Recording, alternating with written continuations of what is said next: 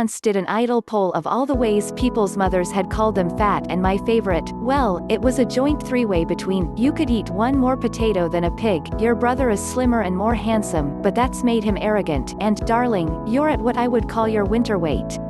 Ah, winter weight, is it a real thing or just a caustic critique? It's both. Some people don't get hungrier when the seasons change and think it's one of those things that happens to women, and bears. Those people are the outliers, they just don't know it.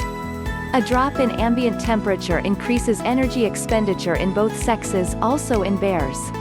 It shouldn't matter enormously on a basic calories in calories out model, because we're talking just 150 calories a day. You use extra energy, you eat a banana, this is the smallest inconvenience the change in seasons has to offer, less annoying than having to find your cagoule. However, the human body being somewhat more complicated than a basic bookkeeping system, all your appetite hears is the activation. It's like the Hulk.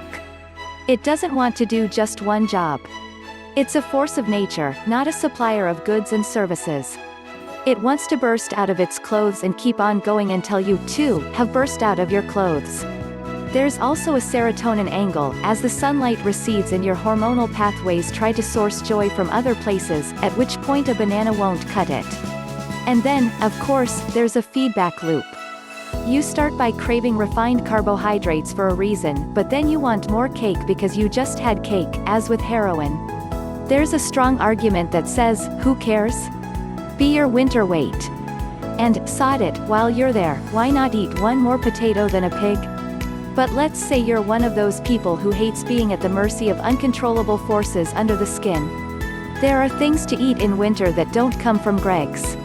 The point isn't that you should eat hot food because it increases your body temperature from the inside.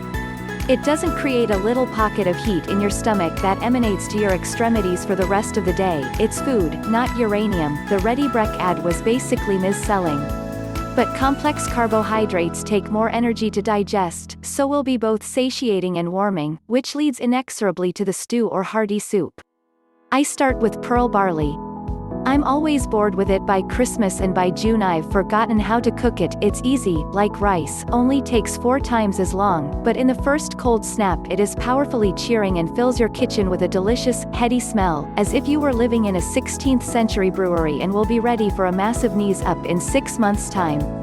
Delia Smith's One is Fun, perhaps the most controversial work in her canon, having caused lifelong rifts since the 1980s as friends presented it to each other as a passive-aggressive gift item. You're going to be alone forever, at least eat nice soup, has a pearl barley soup of such substance, such rough but pleasing texture, squishy, no, wait, chewy, no, wait, slightly sticky, ah, hang on, also crunchy, and such an ancient vibe. You can taste the centuries of embedded knowledge, one generation passing carrot wisdom onto the next, back into the mists of time, that while you're on the first bowl, you feel as though you could eat it every day, for every meal, forever.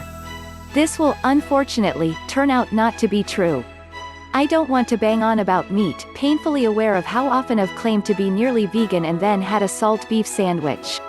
But the classic stew is barley with lamb, and William Drabble's recipe is as close to perfect as it gets. This will all take a lot longer than pasta, and someone is sure to bang on about their slow cooker, and how it revolutionized their lives, because suddenly they were chopping onions at 7:25 in the morning and coming home to a delicious meal of very intense onions. I find this a slightly saddening life fix, because part of the pleasure of making a stew is feeling that it was your skill, browning it, poking it, going back to have a look at it, that brought it to that point of excellence.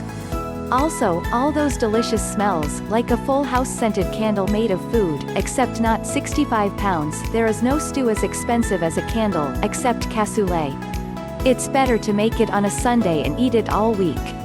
When you feel the painful monotony on around Thursday, you can add aioli.